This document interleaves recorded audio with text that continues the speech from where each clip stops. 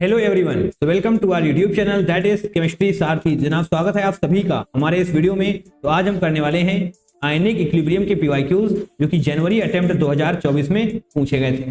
Right, आप सभी को पता होना चाहिए कि हम 2022, 2023 एंड 2024 के पीवाईक्यूज कराने वाले हैं चैप्टर वाइज स्ट्रक्चर्ड फॉर्मेट में। जनाब काफी कुछ हो चुका है जो चैनल पर अपलोड है, जनाब जाइए देखिए, और जो नहीं हुआ है वो आगे आने वाले वक्त में निश्चित तौर पर कराया जाएगा। और जनाब साथ ही revision series, formula marathon and top PYQs भी आने वाले हैं, तो चैनल को सब्सक्राइब कर लेना है जरूर से। राइट, और यहाँ पर देखिए इंस्टा आईडी की लिंक है, आप चाहें तो वहां पर जा सकते हैं। लिंक नहीं है, ये यूजर नेम है ऑब्वियसली। आप चाहें तो यहाँ पर हमें फॉलो कर सकते हैं। कुछ पूछना है, कुछ बताना है, कुछ जानना है तो ये जनाब यहाँ से आप पूछ बता सकते हैं। ठीक है, चलिए फिलहाल के लिए हम इस वीडियो को शुरू करते हैं। और जनाब एक बात और, यहाँ पर हम जनवरी 2024 लिखे हुए हैं, बट साथ में आपको अप्रैल के भी पीवाईक्यूज इसी सेशन में करा दिए जाएंगे, क्योंकि वहां पर सिर्फ और सिर्फ 3 क्वेश्चन पूछे गए थे, तो वो भी साथ में भी हमने इंक्लूड कर लिया है। सही है, ग्रेट, कोई दिक्कत नहीं है। आगे बढ़ते हैं अब। Now question number 1 first Feb shift 1 में पूछा गया था। क्या है जनाब? Ka for CH3COOH is 1.8 into 10 to the power minus 5 and Kb for NH4OH is, अच्छा जी सेम ही है, the pH of ammonia acetate solution is, तो एमोनिया एसिटेट सोल्यूशन का पूछा गया है। तो जनाब यहाँ पर करते हैं CH3, देखिए थोड़ा सा साइड में अगर कर लिया जाएगा तो बढ़िया रहेगा इस तरीके से। CH3COOH है और साथ में क्या है NH4OH, NH4OH ये जनाब क्या बनाने वाला है? Ammonium acetate. बोले तो CH3COONH3 ये होता है एमोनियम एसिटेट। यहाँ पर आपको लिखा हुआ दिखाई दे जाएगा, ये लिखा हुआ है, सही है ना? दिखाई दे रहा है, यस। और साथ में H2O बनेगा, चलिए उसको भी लिख लेते हैं। हालांकि उसको लिखने या ना लिखने से कोई फर्क पड़ेगा नहीं। ये क्या है जनाब? वीक एसिड है। ये क्या है? वीक बेस है। क्या आपको फॉर्मूला पता है इसका? क्या पूछा गया है आपसे? पीएच पूछा गया है, तो पीएच पूछा गया है ना, तो हाफ पी के डब्ल्यू हो जाने वाला है, और जनाब प्लस पी के ए करना पड़ेगा, माइनस पी के पी करना पड़ेगा। सही है, यही होता है formula weak acid and weak base के केस में। अभी आपको स्ट्रॉन्ग एसिड और भी बताते हैं, ठीक है? फिलहाल इसका यहाँ पर यूज है, वो यूज करने वाले हैं हम। जनाब ध्यान से देखिए, 1.8 into 10 to the power minus 5, 1.8 into 10 to the power minus 5, यानी कि दोनों के दोनों सेम है, तो इसको हम यहाँ से कैंसिल आउट कर सकते हैं। बोलिए हाँ कि ना? कर सकते हैं, यस। 1/2 और पी के डब्ल्यू की वैल्यू जनाब 14 होती ही है, 14 होती है ना, तो यस 2 इंटू यस, यहाँ पर क्या आंसर आ जाएगा? 7 आ जाएगा, यस, यही है आपका करेक्ट आंसर। ओके, तो ये जो फॉर्मूला है वो किसके केस में है? Weak acid and weak base के केस में। अगर हम बात करें वीक एसिड और स्ट्रॉन्ग बेस के केस में, तो जनाब क्या हो जाने वाला है? ध्यान से देखिए, 1/2 पी के डब्ल्यू, और जनाब यहाँ पर भी पी के ए होने वाला है, बट लास्ट में हो जाएगा माइनस लॉग सी। सही है, ओके। और जनाब साथ में वीक एसिड स्ट्रॉन्ग बेस आपने सीख लिया, तो अब सीख लीजिए strong acid plus weak base का। देखिए यहाँ पर तो ये भी इक्वल रहने वाला है, राइट? तो क्या है? पी के डब्ल्यू। यहाँ पर जनाब यहाँ बदलाव आने वाला है। क्या होगा? यहाँ पर जो पी के देख पा रहे हैं ना प्लस में, वो प्लस में नहीं माइनस में पी के बी हो जाएगा, माइनस में पी के बी, और यहाँ पर माइनस लॉग सी होने वाला है। तो ये फॉर्मूले याद हैं तो अच्छी बात है, नहीं याद जनाब याद कर लीजिए, बता दिए गए हैं आपको, राइट? चलिए अब हम क्वेश्चन नंबर 2 पर मूव करने वाले हैं। क्वेश्चन नंबर 2 पर मूव करेंगे। क्या है जनाब question number 2? Question number 2, solubility of calcium phosphate, molecular mass m है जिसका, in water is W। Okay, यानी कि ये एक्सप्रेशन आपको लेकर आना पड़ेगा। क्वेश्चन नंबर 2 टिक करके रखेंगे, एक अच्छा क्वेश्चन बन जाता है, क्योंकि जैसे ही एक्सप्रेशन आते हैं आपका दिमाग काम करना थोड़ा थोड़ा कम कर देता है, right? Solubility of calcium phosphate, molecular mass m है, इन वाटर, वाटर का वेट क्या है? W पर 100 ml in at 25 degree centigrade, it's solubility product at 25 degree centigrade will be approximately. तो आपको यहाँ पर बताया गया है W क्या है जनाब? वेट, M क्या है? Molar mass. तो जो ये आप देख पा रहे हैं ना वो किस में है? ग्राम पर लीटर में है, राइट? पर जब भी आप इसको निकालते हैं, जब भी KSP की वैल्यू आप फाइंड आउट करते हैं, तो जनाब वो आती है मोल पर लीटर में, आती है ना? पता होनी चाहिए, जब भी आप KSP की वैल्यू निकालते हैं वो मोल पर लीटर में आती है, बट यहाँ पर पूछा गया है ग्राम पर लीटर में। सही है, चलिए अब इसको डिसोशिएट करते हैं। कैल्शियम फॉस्फेट, कैल्शियम फॉस्फेट क्या होता है? CA3PO4 होल ट्वाइस, इसे बोलते हैं हम कैल्शियम फॉस्फेट। इसको डिसोशिएट कैसे करेंगे जनाब? 3CA2+ हो जाएगा, क्रिस क्रॉस, ये वाला यहाँ पर जाएगा, ये यहाँ पर जाएगा, एंड पहला वाला क्या होता है? पॉजिटिव। कैटायन होता है पहला वाला, ये इधर जाएगा, that means twice of PO4, ये यहाँ जाएगा, that means 3 negative. Criss cross class 9th और 10th में आपने ये सब चीजें सीखी हुई हैं, तो याद रखना है उन चीजों को भी जो आपने बचपन में सीखी थी। ओके ओके ओके, तो जनाब सॉल्युबिलिटी प्रोडक्ट के लिए आप यहाँ पर पहले तो 1 मान लेते हैं, यहाँ पर 0 हो जाएगा, यहाँ पर 0 हो जाएगा, सही है। अब डिसोशिएट ऐसे हुआ, 1 माइनस एस कर दिया सॉल्युबिलिटी के लिए, चलिए एस मान लेते हैं। यहाँ पर देखिए क्या होगा, 3s हो जाएगा ना, 3s, क्योंकि सॉल्युबिलिटी स्टोइचियोमेट्रिक कोफिशिएंट क्या है 3, उससे मल्टीप्लाई करोगे बिल्कुल 3s हो जाएगा, यहाँ पर 2s हो जाने वाला है। अब KSP निकालने के लिए हमें क्या करना पड़ता है, प्रोडक्ट साइड की कंसंट्रेशन यानी कि PO4 3 नेगेटिव, और इसको हम क्या करेंगे स्क्वायर में लेकर जाएंगे, सही है। Ca2 पॉजिटिव, इसको हम क्यूब में लेकर जाएंगे, करना होता है ना, स्टोइचियोमेट्रिक कोफिशिएंट पावर में जाता है, तो आपको स्टोइचियोमेट्रिक कोफिशिएंट पावर में ले जाने के बाद इनकी वैल्यू पुट करनी है। PO4 3 नेगेटिव क्या आया है जनाब, 2s आया है ना, तो 2s का स्क्वायर आप करेंगे, और जनाब क्या करना है Ca2 पॉजिटिव, इस केस में 3s क्यूब आप करने वाले हैं। बोलिए, अब इसको सॉल्व करेंगे, 2 × 2 दैट इज 4s स्क्वायर, अब 3 × 3 दैट इज 27s क्यूब, तो जनाब क्या आने वाला है 108s टू द पावर 5, 10 है यहाँ पर, 108 to the power 108 × s to the power 5, ये आ चुकी है KSP की वैल्यू। ये पर ये किस में आई है, ये आई है जनाब मोल पर लीटर में, आपको किस में लेकर आनी है ग्राम पर लीटर में, तो क्या करना पड़ेगा हमको, चलिए अभी आपको बताते हैं। KSP यहाँ पर हमने लिखा 108s टू द पावर 5, ये किस जनाब KSP की वैल्यू आपने निकाल ली है, क्या आई है 108s टू द पावर 5, तो S क्या है, S पता करने के लिए थोड़ा आपको पेन बदल के दिखाते हैं हम। S क्या होने वाला है, देखिए S के लिए आपको क्या करना पड़ेगा, ऊपर चलना पड़ेगा। वेट क्या है W, कितने में है 100 ml में, तो ओके, यानी कि W/100 हम कर लेंगे, तो ये जनाब किस में आया है बताइए, ग्राम पर ml में आ चुका है, और हमको ग्राम पर ml में ही लाना है, यानी कि यहाँ पर जो है ये KSP में क्या है, किसमें है मोल पर लीटर में है, बताया मैंने, यहाँ पर जो आप KSP निकालते हैं वो इसमें आता है मोल पर लीटर में, बट हमको निकालना है ग्राम पर लीटर में, इसलिए हमने ये लिख लिया है, ठीक है। अब क्या करने वाले हैं, इसको हम मॉलिक्यूलर वेट से डिवाइड करेंगे, मॉलिक्यूलर वेट से डिवाइड करेंगे, दैट इज m, सही है, सिर्फ m लिखेंगे हम, MW नहीं लिखेंगे क्योंकि वहां पर भी MW नहीं लिखा गया है, सिर्फ m लिखने वाले हैं। ये इसमें है, वॉल्यूम आपने किसमें लिखा है ml में ना, बट इसको लीटर में लिखना होता है, इसके लिए 1000 से मल्टीप्लाई कर देंगे हम। तो जनाब बताइए, आप ही बताइए, 100 से ये जाएगा तो 10 बचेगा ना, तो S की वैल्यू क्या जाने वाली है 10W/m, तो ये जनाब यहाँ पर क्या आ चुकी है S = 10W/m, ठीक है। अब इसी को हमें यहाँ पर पुट करना है इस तरीके से, KSP = 108 तो रहेगा ही रहेगा, S टू द पावर 5 यानी कि 10W/m करेंगे, और इसकी पावर जाने वाली है 5। ओहो जनाब, इसको सॉल्व करेंगे आप, देखिए यहाँ पर देख लेंगे कुछ तो हमको मिलेगा ही खास, 10 टू द पावर 7 बाहर है, अच्छा जी 10 टू द पावर 7 बाहर है, ओके, तो यहाँ पर जनाब 10 टू द पावर 5 को बाहर खींच लेंगे हम, देखिए 108 तो एज इट इज रहने वाला है, 10 टू द पावर 5 को हमने बाहर खींचा, और अंदर हमने W/m छोड़ दिया। ये सब कैसे करना है ये जनाब आपको अंदाजा लगने वाला है ऑप्शन से, जैसे आपने ऑप्शन देखे 10 टू द पावर 7 7 3 5, ओहो मतलब ये पावर आ कहाँ से नहीं है, निश्चित तौर पर हमने इसको बाहर खींचा है, ठीक है। अब 108 देखिए 108 जैसा कुछ है नहीं, इसको ध्यान से देख लीजिएगा, ठीक है। W/m तो ओके, इसको पहले बात तो ऐसे होल पावर 5 कर देना है, और ये जनाब आपको सभी ऑप्शन में नजर आ रही है 108 × 10 टू द पावर 5, W/m आपको सभी इसमें नहीं नजर आ रही, तो इसको हटा देंगे, but W/m to the power 5 यानी कि यहीं पर कुछ ना कुछ होने वाला है, 10 to the power 7 10 to the power 3 and 10 to the power 5, 3 हैं, बट आपको क्या है यहाँ पर 108 × 10 to the power 5, but 10 to the power 5 क्या कर सकते हैं आप सोचिए जनाब, थोड़ा सा एडजस्टमेंट कर सकते हैं क्या, इसको आप 1.08 × 10 टू द पावर 2 लिख सकते हैं या नहीं, 10 टू द पावर 5 रहेगा ही रहेगा, बताइए लिख सकते हैं। अब इसी सेम ही बात है, 1.08 को जब आप 100 से मल्टीप्लाई कर देंगे तो यही तो आ जाएगा, यस जनाब यस यही आ जाएगा, बट आंसर भी तो आपका आ चुका है इससे। अब 1.08 को आप राउंड ऑफ करने के बाद 1 लिख सकते हैं, एंड ये ऐड हो जाने वाला है, that means 10 to the power 7 होगा, W/m टू द पावर 5 रहने ही वाला है, इस तरीके से होल पावर बोल देंगे हम। तो यस जनाब 1 यहाँ पर नहीं दिखाया गया है 10 टू द पावर 7, यानी कि option number 2 is going to be the correct one. तो थोड़ा सा एडजस्ट करना है, क्वेश्चन थोड़ा सा अच्छा हम बोलेंगे इसको, राइट, क्योंकि ये जो कुछ भी किया जा रहा है ये हो सकता है आपको ना आता हो, अगर आता है तो बहुत ही अच्छी बात है जनाब, बहुत ही अच्छी बात है। चलिए आगे बढ़ेंगे, क्वेश्चन नंबर 3 को देखिए क्या पूछा गया है, which of the following is strongest Brønsted base. तो जनाब ब्रॉन्स्टेड बेस क्या होता है, और ब्रॉन्स्टेड एसिड क्या होता है ये आपको अभी भी बताने वाले हैं हम। चलिए इसको थोड़ा सा रफ कर लिया है हमने, और यस जनाब शुरू करते हैं। ओके, क्वेश्चन नंबर 3 पेन लेकर आया जाएगा।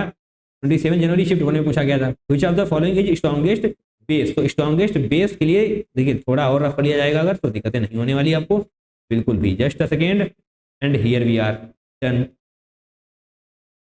जो लिखाया जा रहा है वो नहीं आ रहा है अगर, तो शॉर्ट नोट कॉपी खुली होनी चाहिए। ब्रॉन्स्टेड एसिड का मतलब होता है H+ डोनर, और जो आपको यहाँ पर पूछा गया है ब्रॉन्स्टेड बेस, इसका मतलब होता है H+ एक्सेप्टर यानी कि प्रोटॉन एक्सेप्टर।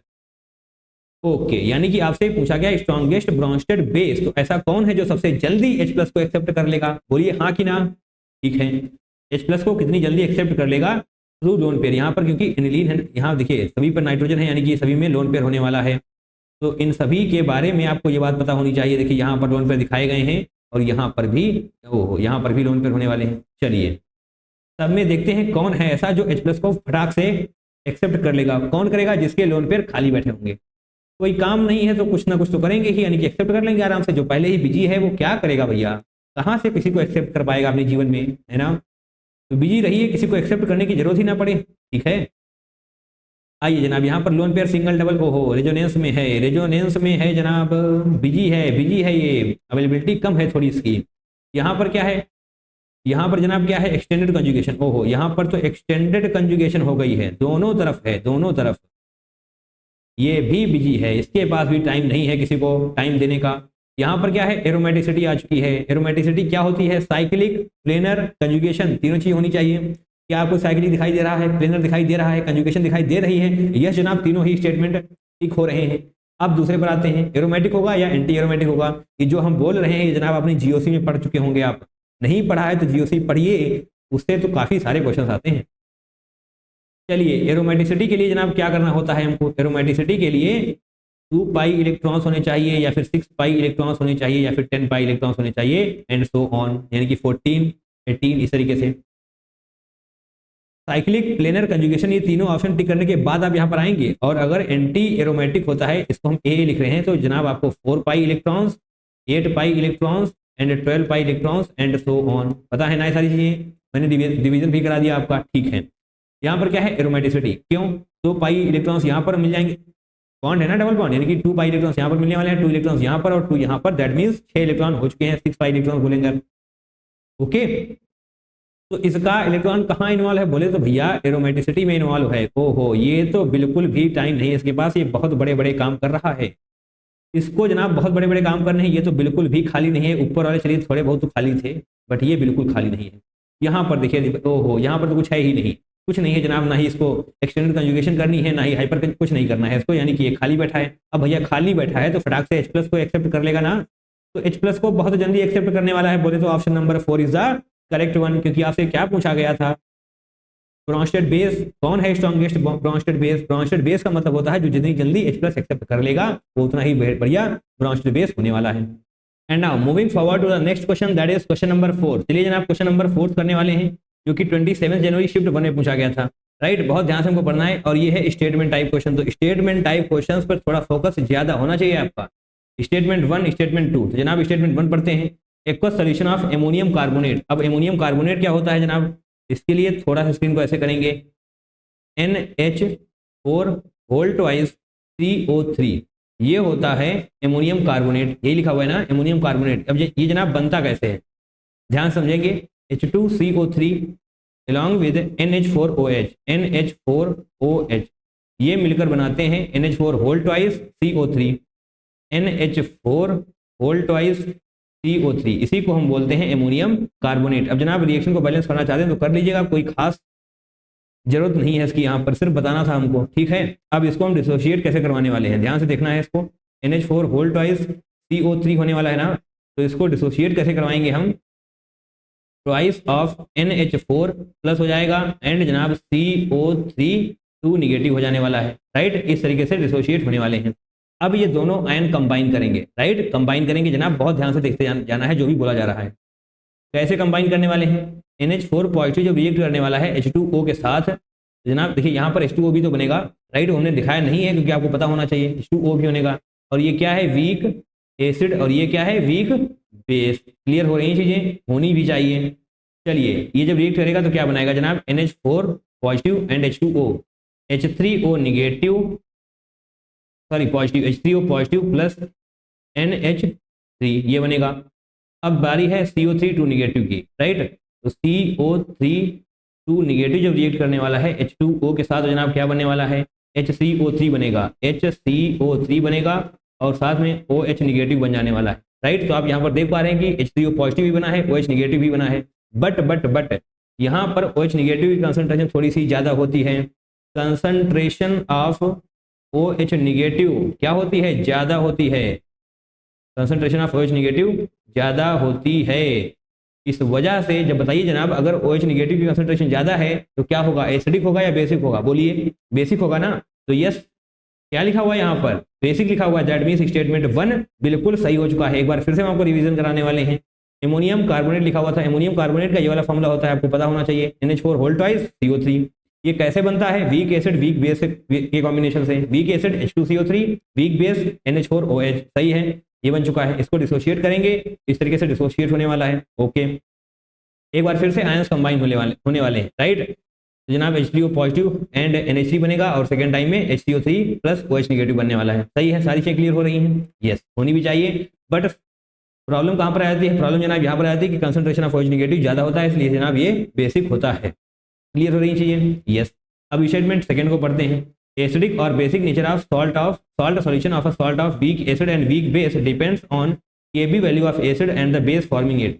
तो Ka एंड Kb क्या होता है, चलिए थोड़ा थोड़ा आपको ये भी एक्सप्लेन कर दिया जाता है। Ka क्या होता है, dissociation constant of acid, dissociation बोलेंगे, dissociation constant of acid. Just a second, इसे करेंगे हम dissociation constant of weak acid, लिख लेंगे यहाँ पर हम वीक एसिड। और अगर हम बात करें Kb की तो वो क्या होगा, dissociation constant of weak base, right, weak base. तो अब जनाब बताइए, एसिडिक बेसिक सॉल्ट, एसिडिक और basic nature of salt solution of a salt of weak acid and weak base depends on Kb value of acid and the base forming it. तो depend करेगा ना, बिल्कुल करेगा। यस जनाब, ये बिल्कुल सही है। कैसे, अगर Ka की वैल्यू Kb से ज्यादा है तो क्या होगा, थोड़ा थोड़ा एसिडिक हो जाएगा। अगर Ka इक्वल टू Kb होगा तो जनाब क्या होगा, थोड़ा सा न्यूट्रल साइड हम बोल सकते हैं, बट उसको आप छोड़ दीजिए अभी के लिए। यहाँ पर सिर्फ और सिर्फ Ka ऐसे समझेंगे, क्योंकि यहाँ पर एसिडिक और बेसिक का जिक्र किया गया है, ठीक है। अगर Ka की वैल्यू थोड़ी सी कम होगी इन कंपेरिजन टू Kb तो वो बेसिक हो जाने वाला है। बोलिए हाँ कि ना, समझ आया ना। अगर दोनों स्टेटमेंट सही हैं तो क्या दिक्कत है जनाब ऑप्शन नंबर 1 को टिक करने में, बताइए। Both statement 1 and statement 2 are correct. Yes, इसको टिक करके हम आगे बढ़ जाएंगे। चलिए अब हम क्वेश्चन नंबर 5 को करने वाले हैं। कब पूछा गया था ये, 30 जैन शिफ्ट 1 में पूछा गया था। क्लियर है, yes. The pH at which MgOH whole twice, और ये आपको KSP दिया हुआ है, begins to precipitate from a solution containing ions H। तो यहाँ पर आपको सबसे पहले तो ये पता होना चाहिए कि प्रिसिपिटेट का कॉन्सेप्ट क्या होता है। चलिए जनाब, प्रिसिपिटेट के कॉन्सेप्ट पर आपको थोड़ा सा हम रोशनी दिलवाते हैं। प्रिसिपिटेट, ओहो, प्रिसिपिटेट वाले कॉन्सेप्ट के बारे में क्या जानना चाहते हैं आप। आपको ये पता होना चाहिए कि आयनिक प्रोडक्ट, चलिए आयनिक प्रोडक्ट जिसको हम क्या बोलने वाले हैं, Q से चलिए डिनोट करते हैं। आयनिक प्रोडक्ट जिसको हमने Q से डिनोट किया है, अगर Q की वैल्यू KSP से कम है, अगर Q की वैल्यू KSP से कम है, Q की वैल्यू ऑलमोस्ट KSP के इक्वल है, और Q की वैल्यू KSP से ज्यादा है, इन तीनों कंडीशंस में क्या होने वाला है जनाब, ध्यान से देखिए। यहाँ पर हो जाएगा डाइल्यूट सॉल्यूशन, राइट। अगर आयनिक प्रोडक्ट की वैल्यू KSP से कम है तो जनाब डाइल्यूट सॉल्यूशन होने वाला है। अगर ऑलमोस्ट इक्वल है तो क्या हो जाएगा, जस्ट सैचुरेटेड, राइट, सैचुरेटेड इसको हम बोल देंगे। Q की वैल्यू यानी कि आयनिक प्रोडक्ट ज्यादा है इन कंपेरिजन टू KSP, तब बन जाने वाला है प्रिसिपिटेट। इसी का यहाँ पर जिक्र हुआ है आपसे, प्रिसिपिटेट बन जाने वाला है। चलिए जनाब, प्रिसिपिटेट का फॉर्मेशन इस तरीके से हो जाएगा, ठीक है। अब आगे बढ़ने वाले हैं हम, राइट। तो आगे बढ़ने का मतलब यहाँ पर जो आपको समझाएगा, देखिए यहाँ पर क्या लिखा हुआ है, बिगिंस टू प्रिसिपिटेट। तो प्रिसिपिटेट बनने की शुरुआत कहाँ से होगी, यहाँ से होगी ना। यहाँ पर तो प्रिसिपिटेट बन चुका होगा, बट यहाँ से शुरुआत होगी, यानी कि आपको Q इक्वल टू KSP करना पड़ेगा, सही है ना। Q इक्वल टू KSP करना पड़ेगा। तो चलिए Q इक्वल टू KSP करते हैं, और KSP के लिए आपको क्या करना पड़ेगा, देखिए सबसे पहले तो इन आयंस को ब्रेक कर लेते हैं। यहाँ पर MgOH होल ट्वाइस को थोड़ा सा दिखाते हैं हम, MgOH होल ट्वाइस किस तरीके से डिसोशिएट हो जाने वाला है, सभी को पता है, बस यहाँ पर देख लेंगे हम, Mg2+ हो जाएगा, OH निगेटिव हो जाने वाला है। बताइए ऐसे ही तो होगा डिसोशिएट। और KSP में क्या होता है, जो प्रोडक्ट साइड की कंसंट्रेशन है उसको हम लिखने वाले हैं। चलिए पेन को एक बार फिर से हम रेड लेकर आते हैं। Mg2+ की कंसंट्रेशन, Mg2+ की कंसंट्रेशन रेड पेन लेकर आने वाले थे हम, बट ठीक है चलिए। OH निगेटिव की कंसंट्रेशन, ऐसे ही तो निकालेंगे हम KSP, बोलिए हाँ कि ना, निकालेंगे ना, यस। और KSP आपको क्या दिया हुआ है, ये लिखा हुआ है 1 × 10⁻11, सही है। ओके, इतना हो गया है। चलिए अब आगे करते हैं। आगे जनाब Mg2+ की कंसंट्रेशन दी होनी चाहिए ना, कंटेनिंग, ओके, तो जनाब यहाँ पर थोड़ी सी गलती हुई है, यहाँ पर होना चाहिए containing, just a second, 0.1 molar Mg2+ ions, right. ये थोड़ी सी समस्या होगी इस PDF में, राइट, आपको ये दिया हुआ है क्वेश्चन में, बट यहाँ पर प्रिंटिंग एरर है थोड़ी सी। चलिए यहाँ पर Mg2+ की कंसंट्रेशन क्या होने वाली है, 0.1, ठीक है। यानी कि OH निगेटिव की कंसंट्रेशन हम कैसे निकालेंगे, OH निगेटिव की कंसंट्रेशन आप एज इट इज लिखने वाले हैं, और या फिर 0.1 को हम 0.1 नहीं 10⁻⁻1 लिख लें तो कैसा लगेगा आपको, बताइए, कोई दिक्कत, चलिए छोड़िए, अच्छा नहीं, कोई जरूरत नहीं है इसको, 10⁻11 है ना, तो इस तरफ आएगा तो OH निगेटिव की कंसंट्रेशन क्या हो जाने वाली जनाब, आप खुद ही बताएंगे, हम नहीं बताने वाले। यहाँ पर 10⁻⁻1 मान सकते हैं इसको कि नहीं, यहाँ से यहाँ आएगा तो क्या हो जाएगा 10⁻⁻10, बोलिए हाँ कि ना, होगा ना, यस, होना भी चाहिए, यस, इसको यहाँ पर इक्वल कर लेंगे हम। OH निगेटिव की कंसंट्रेशन क्या आ चुकी है 10⁻⁻10, आपसे क्या पूछा गया है, पीएच, आपसे पीएच पूछा गया था, पीएच के लिए आपको लॉग वाले फॉर्मूले का यूज करना पड़ जाएगा जनाब, राइट। जनाब यहाँ पर अगर हम इस तरफ भी माइनस लॉग से मल्टीप्लाई कर दें, यहाँ पर भी माइनस लॉग से मल्टीप्लाई कर दें, तो क्या आपको POH नहीं मिल जाएगा। अगर आपको POH मिल जाता है तो जनाब पीएच निकालने में क्या समस्या है, बताइए, कोई समस्या है, नहीं। तो चलिए करते हैं, बट क्या कोई गलती हुई है हमसे, OH निगेटिव 10⁻10, ओहो जनाब गलती हुई है, एंड यस आपने नोट भी कर लिया होगा पहली नजर में ही। MgOH होल ट्वाइस है, तो जब ब्रेक होगा तो Mg2+ में ब्रेक होगा, एंड साथ में यहाँ पर 2OH निगेटिव आने चाहिए, 2OH निगेटिव आने चाहिए, दैट मीन्स यहाँ पर OH निगेटिव स्क्वायर होना चाहिए, यहाँ पर भी स्क्वायर होना चाहिए, तो यहाँ पर भी स्क्वायर होगा, तो OH निगेटिव की जो कंसंट्रेशन आ जाने वाली है जनाब वो क्या होगी, 10⁻⁻5 होगी, सही है ना, कोई दिक्कतें नहीं होनी चाहिए, यस। अब हम करेंगे माइनस लॉग OH निगेटिव की concentration, and here it is minus log 10⁻⁻5। यहाँ पर क्या है, OH है ना, H नहीं है, OH है, दैट मीन्स आप अभी POH निकालने वाले हैं, क्या होगा जनाब 10⁻⁻5 बोले तो 5 हो जाने वाला है, POH की वैल्यू क्या है 5, तो PH कैसे निकालेंगे आप, 14 - 5 कर देंगे तो 9 आ जाने वाली है PH की value, and yes Indeed this is the correct answer. यहाँ पर हम पेन बदलेंगे और येलो पेन लेकर आएंगे और फिर हम आंसर को लिखेंगे, दैट इज आंसर इज 9, ये है आपका करेक्ट आंसर। इस तरीके से इस क्वेश्चन को अप्रोच करना है। प्रेसिपिटेट कैसे बनता है ये सब कुछ पता होगा तो आसानी रहने वाली है, इस पर से प्रेसिपिटेट बनना शुरू हो जाएगा। आपसे यही पूछा गया था, बिगिंस टू प्रेसिपिटेट, यानी कि आपको Q = KSP करना पड़ जाएगा, सही है ना, सही होना चाहिए, कोई भी डाउट आपके दिमाग में रहने ना पाए। कोई डाउट है, कुछ जानना है, कुछ पूछना है, कुछ बताना है जनाब, कमेंट सेक्शन खुला हुआ है, राइट, वहां पर टेक्स्ट करिए, रिप्लाई करा जाएगा आपका। चलिए लास्ट क्वेश्चन की तरफ बढ़ते हैं, क्वेश्चन नंबर 6 को करने वाले हैं हम। 30 JN शिफ्ट 2 में पूछा गया था, क्या है ये, the pH of an aqueous solution containing 1 molar benzoic acid. Benzoic acid क्या होता है, बच्चे को पता है बेंजोइक एसिड क्या होता है, इसे ही हम बोलते हैं बेंजोइक एसिड, जिसकी pKa 4.20 दी हुई है, and 1 molar sodium benzoate is 4.5। The volume of benzoic acid solution is in 300 ml of this buffer solution is, यानी कि आपसे बेंजोइक एसिड का वॉल्यूम पूछा गया है 300 ml में, 300 ml जो भी बफर सॉल्यूशन तैयार हुआ है, सही है, यस। चलिए जनाब इस क्वेश्चन को समझते हैं। तो चलिए सबसे पहले तो रिएक्शन को लिखा जाएगा, रिएक्शन क्या, बेंजोइक एसिड और सोडियम के साथ, तभी तो बनेगा सोडियम, ओके, C6H5COOH जब रिएक्शन करने वाला है NaOH के साथ, NaOH के साथ तो क्या बनेगा, C6H5COONA, C6H5COONA, और क्या बनेगा, अब जनाब यहाँ पर H2O बन जाने वाला है, ये रिएक्शन आपकी होने वाली है। अब क्या पूछा गया आपसे, वॉल्यूम ऑफ बेंजोइक एसिड, देखिए ये क्या होने वाला है, buffer solution of weak acid, यहाँ पर हम लिख देंगे buffer solution of weak acid, सही है ना, वीक एसिड का है ये buffer solution, okay okay okay, अच्छी बात है। C6H5COOH, C6H5 होना चाहिए ना, C6H6 क्यों लिखा हमने, ये तो बेंजीन हो जाती है, ओके, C6H5 यहाँ पर भी H5 है, ओके दैट्स ग्रेट, अच्छी बात है। यानी कि जनाब बेंजोइक एसिड और NaOH, ये इसका वॉल्यूम क्या है 300 ml, सही है ना, जनाब यहाँ पर volume of benzoic acid solution in 300 ml of this buffer solution, यानी कि सॉल्यूशन का वॉल्यूम कितना है 300 ml, यानी कि सोडियम बेंजोइड भी होना चाहिए वहां पर, राइट। तो पेन को थोड़ा सा बदलते हैं, C6, ओहो सी नहीं बनाना आ रहा है हमको सही से, C6H5COOH और C6H5COONA। क्या बोला मैंने, सोडियम बेंजोएट है ना, यही तो लिखा हुआ है बफर सॉल्यूशन। तो बफर सॉल्यूशन ऑफ पी के एसिड मैंने बताया आपको यहाँ पर। तो जनाब इनका टोटल वॉल्यूम क्या है, बताइए क्या है जनाब इनका टोटल वॉल्यूम, 300 है ना, 300 है। तो अगर हम, चलिए इसको बॉक्स को हटा देंगे यहाँ पर, अगर हम इसका V मान लें तो इसका 300 - V हो जाएगा या नहीं होगा, बताइए आप खुद बताएंगे। अगर टोटल 300 है, अगर हमने एक का V मान लिया, दूसरे का 300 - V हो जाएगा या नहीं होगा, बिल्कुल होगा, बिल्कुल होगा, कोई दिक्कत नहीं है। चलिए इतना पता चल गया हमको, मोलैरिटी हमको दी हुई है ना, मोलैरिटी हमको दी हुई है, 1 molar benzoic acid and 1 molar sodium benzoate. तो क्या हम मोल्स निकाल सकते हैं, निकाल सकते हैं ना, यस बिल्कुल निकाल सकते हैं। अब ये सब हम क्यों कर रहे हैं, देखिए आपको ये पता होना चाहिए। आपसे पीएच पूछी गई है, तो पीएच का फॉर्मूला जनाब क्या होता है, pH is equal to pKa. देखिए पीकेए भी आपको दिया हुआ है, तो फॉर्मूला आप आसानी से क्लिक कर सकते हैं, pKa plus log of concentration, ऊपर क्या होता है कंसंट्रेशन ऑफ सॉल्ट एंड नीचे क्या होता है एसिड। जनाब इस चीज को आप कई बार यूज कर चुके हैं, आयनिक इक्विलिब्रियम के पीवाईक्यूज कर रहे हैं ना, तो 2 से 3 बार इस फॉर्मूले का यूज आपने किया ही होगा या ज्यादा बार किया होगा, राइट।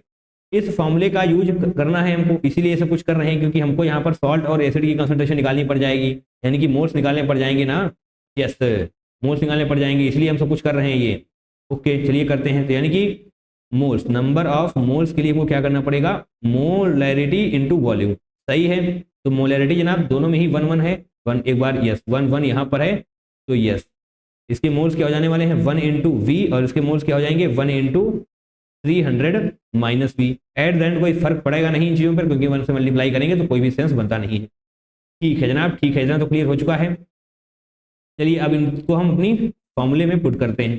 फॉर्मूला जनाब ये रहा, पीएच हमको निकालनी है, पी के हमको दिया गया है 4.20 प्लस लॉग। अब जनाब लॉग को ध्यान से देखना है, ऊपर क्या होना चाहिए सॉल्ट, बोले तो सोडियम बेंजोएट, यानी कि 300 - V हो जाएगा, 300 - V हो जाएगा, डिवाइडेड बाई V हो जाने वाला है, सही है ना, यस बिल्कुल सही है। अब जनाब ध्यान से देखना है, इसको आप कैसे सॉल्व करेंगे, 300 - V कुछ दिया हुआ है क्या लॉग के बारे में, चलिए कुछ भी नहीं दिया गया है, आपसे वॉल्यूम पूछा गया है ml में, तो जनाब वॉल्यूम ml में ही आएगा, क्योंकि आपने यहाँ पर ml में ही लिया हुआ है, ठीक है कोई दिक्कत नहीं है, कुछ भी चेंज करने की जरूरत नहीं पड़ेगी आपको।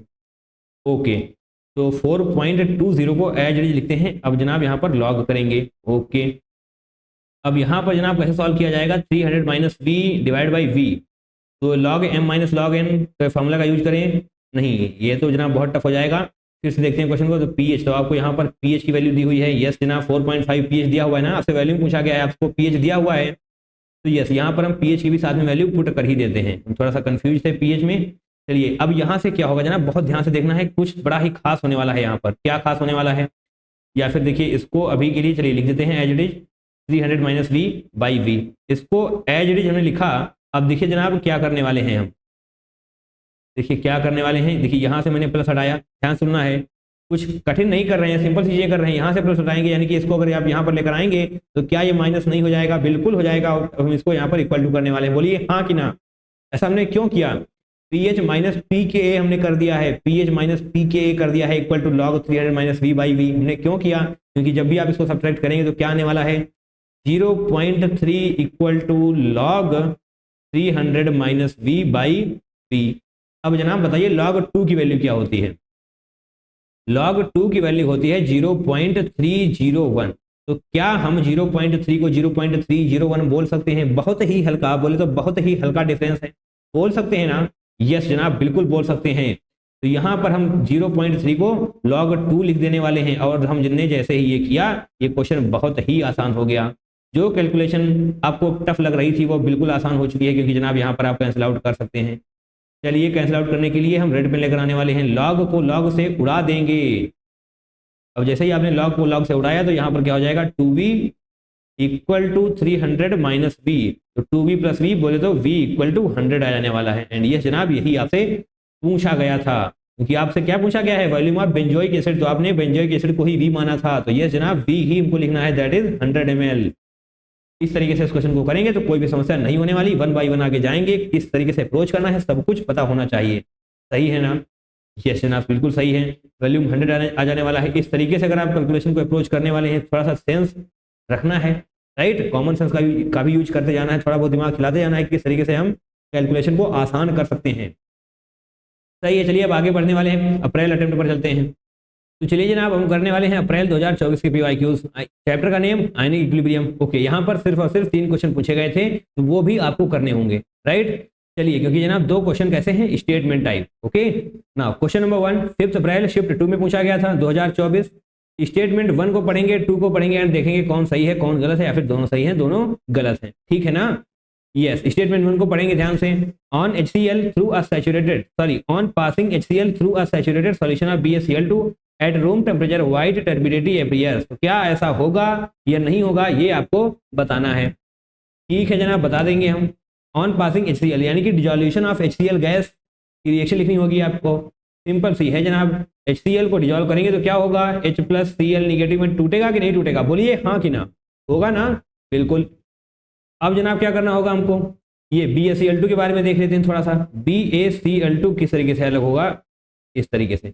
यहाँ पर क्या बनाया मैंने, इधर भी जा सकती है रिएक्शन, इधर भी जा सकती है, सही बोला, यस। Ba2++2Cl निगेटिव, इस तरीके से ब्रेक होने वाला है। सही है, सिंपल है, कुछ भी टफ नहीं है। ओके, यहाँ पर बताइए जनाब क्या होगा, जब HCl टूटेगा ना तो Cl निगेटिव यानी कि Cl निगेटिव आयन की कंसंट्रेशन बढ़ने वाली है। अगर Cl निगेटिव आयन की कंसंट्रेशन बढ़ रही है सॉल्यूशन में, यानी कि इसकी कंसंट्रेशन बढ़ रही है ना, Cl निगेटिव ही तो है, अगर इस साइड की कंसंट्रेशन बढ़ रही है तो क्या होगा बताइए।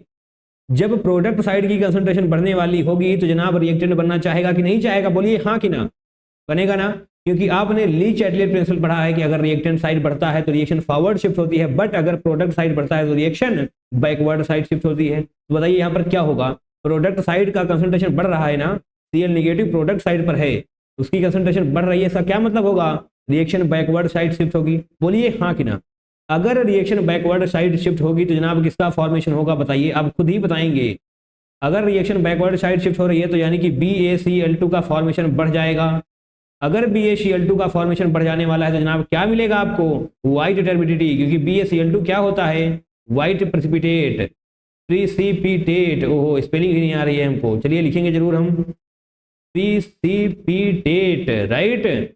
ऐसा क्यों हुआ, क्योंकि Cl निगेटिव आयन की कंसंट्रेशन बढ़ रही है, यानी कि प्रोडक्ट साइड की कंसंट्रेशन बढ़ रही है, that means reaction backward side जाएगी। इसका क्या मतलब हुआ, व्हाइट टर्बिडिटी बनने वाली है, दैट इज BaCl2 का फॉर्मेशन होगा।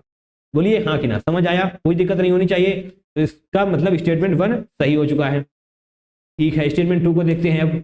When HCl gas is passed through a saturated solution of NaCl, sodium chloride is precipitated due to common ion effect. तो क्या ऐसा होगा, तो जो यहाँ पर हुआ है HCl यानी कि HCl के डिजोल्यूशन से, अरे भैया सेम ही तो है, H+Cl निगेटिव यानी कि Cl निगेटिव की कंसंट्रेशन यहाँ पर भी बढ़ने वाली है। अब बात करेंगे हम NaCl की, NaCl, तो यहाँ पर भी तो Na+Cl निगेटिव टूटेगा, तो अभी आपको क्या लगेगा कि यहाँ पर जो NaCl का सॉल्यूशन होने वाला है, जो आपको यहाँ पर दिखाई दे रहा है, सैचुरेटेड सॉल्यूशन ऑफ NaCl, सही है ना। तो यहाँ पर निगेटिव देखते ही आपको ये लगेगा कि जनाब ये भी सही स्टेटमेंट हो जाएगा, क्यों, क्योंकि ये रिएक्शन बैकवर्ड साइड शिफ्ट होगी। लगेगा कि नहीं लगेगा, बट जैसे ही आपको ये लगा, आपने तुरंत -1 को इन्वाइट कर लिया। कैसे जनाब, कैसे, अब समझते हैं। पहले और दूसरे में डिफरेंस क्या है भैया, यहाँ पर भी Cl निगेटिव की कंसंट्रेशन बढ़ रही है, यहाँ इसका मतलब प्रोडक्ट साइड तो बढ़ रहा है ना, इसका क्या मतलब हुआ, रिएक्शन बैकवर्ड साइड शिफ्ट होनी चाहिए, दैट मीन्स सोडियम क्लोराइड की प्रेसिपिटेट बननी चाहिए, राइट, बट बनेगी नहीं। ओहो, बट क्यों नहीं बनेगी भैया, ऐसा क्या हो गया, क्योंकि जनाब NaCl क्या होता है, नमक होता है ना, ये बहुत ही बेहतरीन तरीके से सॉल्युबल होता है वाटर में, बोलिए हाँ कि ना, होता है ना, आपने किया भी है इसको। NaCl की सॉल्युबिलिटी बहुत ही ज्यादा बेहतरीन होती है वाटर में, राइट। लिख दें क्या हम यहाँ पर, चलिए लिखेंगे नहीं, आप लिखना चाहें तो लिख सकते हैं। NaCl की सॉल्युबिलिटी बहुत बेहतरीन होती है वाटर में, इसकी वजह से ये पीछे जाने वाला ही नहीं है, इसकी वजह से पीछे नहीं जाएगा, दैट मीन्स NaCl का कोई फॉर्मेशन नहीं होने वाला, ये रिएक्शन पीछे की तरफ नहीं जाएगी, बैकवर्ड शिफ्ट नहीं करेगी, that means statement 2 is going to be the wrong one. सही है ना, स्टेटमेंट 1 सही हो चुका है, स्टेटमेंट 2 गलत हो चुका है, दैट मीन्स ऑप्शन नंबर 2 सही हो जाएगा। बोलिए हाँ कि ना, समझ आया ना। ठीक है, चलिए आगे बढ़ते हैं statement.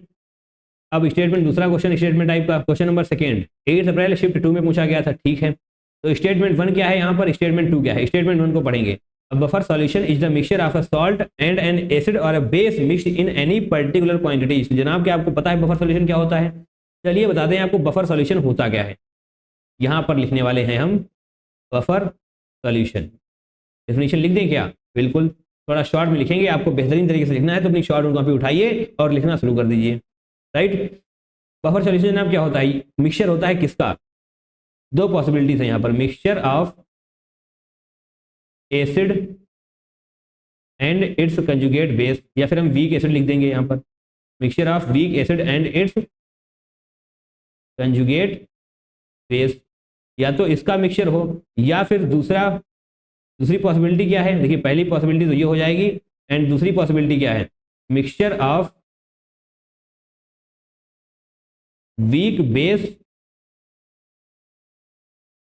And it's conjugate acid. सही है, तो इसको हम बोलते हैं बफर सॉल्यूशन। सही है ना, इसको हम क्या बोलते हैं? Buffer solution. एसिड को सही से लिखा जाएगा यहाँ पर ACID। हाँ, अब लगा ना एसिड लिखा हुआ है, यस। ये दोनों डेफिनेशन आपको याद होनी चाहिए। बफर सॉल्यूशन का मतलब क्या होता है? Mixture of weak acid and it's conjugate base, या फिर mixture of weak base and it's conjugate acid. ये होता है जनाब, क्या लिखा हुआ है यहाँ पर? Buffer solution is the mixture of salt and N acid और बेस। नहीं, ऐसा कुछ भी नहीं होता है।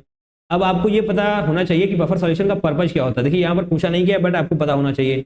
नेक्स्ट क्वेश्चन में पूछा गया है, देखिए थोड़ा थोड़ा है, तो यस, बफर सॉल्यूशन का पर्पज क्या होता है? पर्पज ऑफ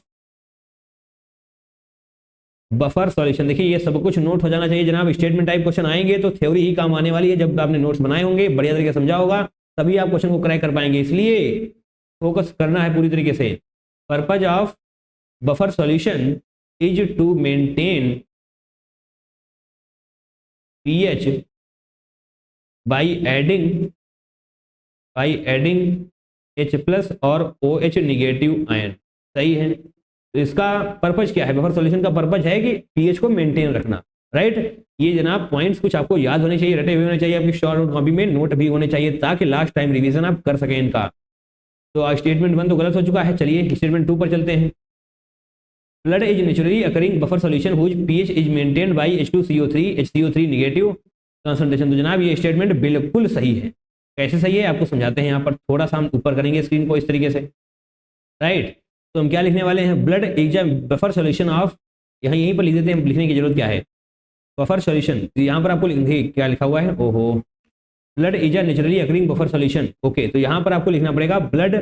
देखिए स्टेटमेंट सही है, बट हम आपको नोट्स के लिए लिखा रहे हैं सब कुछ। राइट, तो आप नोट्स डाल सकते हैं। Blood is a buffer solution of H2CO3 बोले तो carbonic acid and by carbonate HCO3 negative, by carbonate ऐसे लिखेंगे हम, बाई कार्बोनेट, इन दोनों का सॉल्यूशन होता है। Blood is a buffer solution of carbonic acid and by carbonate. पता है ना, ये पता होना चाहिए। और यही वो वजह है जो पीएच को मेंटेन रखता है एक नैरो रेंज में। तो ब्लड की पीएच क्या होती है, क्या आपको पता है? 7.35 से लेकर 7.45 तक होती है। और उसको कौन मेंटेन करता है? H2CO3 and HCO3 negative. तो इसका मतलब ये स्टेटमेंट बिल्कुल सही है जनाब, टिक करके रखिए इसको। Statement 1 is false, statement 2 is true. 1 is false, 2 is true, that means option number 3 is going to be the correct one. चलिए आगे बढ़ेंगे, क्वेश्चन नंबर 3 को करते हैं, एंड ये है हमारे आज के सेशन का लास्ट क्वेश्चन। 9 अप्रैल शिफ्ट 2 में पूछा गया था। For a strongly soluble salt AB2 the equilibrium concentration of A2 plus ions and 2B minus ions होगा यहाँ पर। Right, 2B negative ions are 1.2। Okay, तो आपको यहाँ पर सॉल्युबिलिटी प्रोडक्ट ऑफ AB2 बताना है। ओहो, ये क्वेश्चन तो बेहद ही आसान हो चुका है भैया, बेहद ही आसान। यहीं पर कर लेते हैं इसको।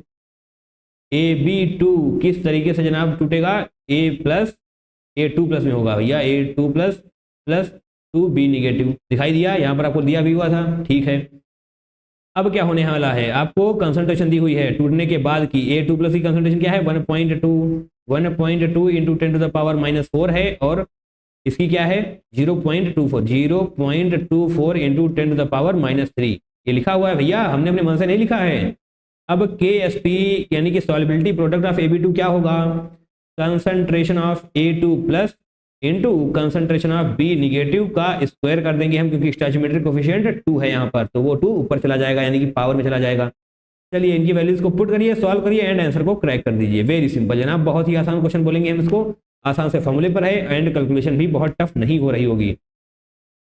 1.2 इंटू 10⁻⁻4, यहाँ पर आपको स्क्वायर करना है तो 2 बार हम लिख लेते हैं, 0.24 इंटू 0.24, 10⁻³ क्या हो जाएगा, 10⁻⁻6। सही है, बढ़िया है। ओके, तो इनको क्या हम सॉल्व कर सकते हैं, यस।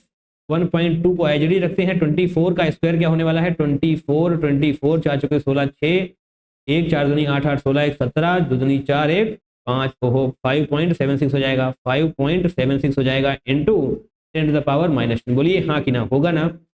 एंड आपसे किस में पूछा गया है, एक बार देख लेते हैं, 10⁻12 में पूछा गया है, 10⁻12 में पूछा गया है। पहले तो इसको मल्टीप्लाई करते हैं, इसको 12 से करते हैं, 12 6 72, 2 7 हाथ से लग जाएगा, 12 से 84 7 91, 9 होने वाला, 12 5 60 और 9 69, और 3 के बाद पॉइंट लगना चाहिए, तो जनाब यहाँ पर 3 के बाद पॉइंट लगा देंगे हम, इंटू 10⁻10 होगा।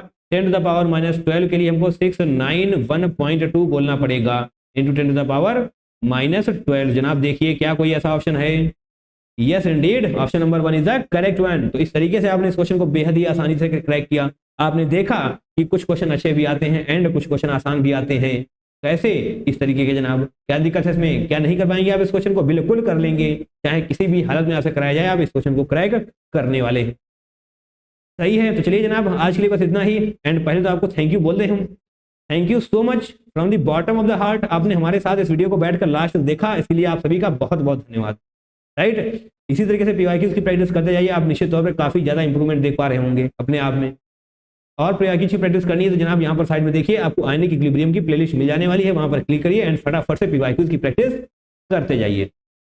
Okay, so that's all for today, मिलते हैं इस दूसरे वीडियो में। Till then take care, tata bye bye and I love you all.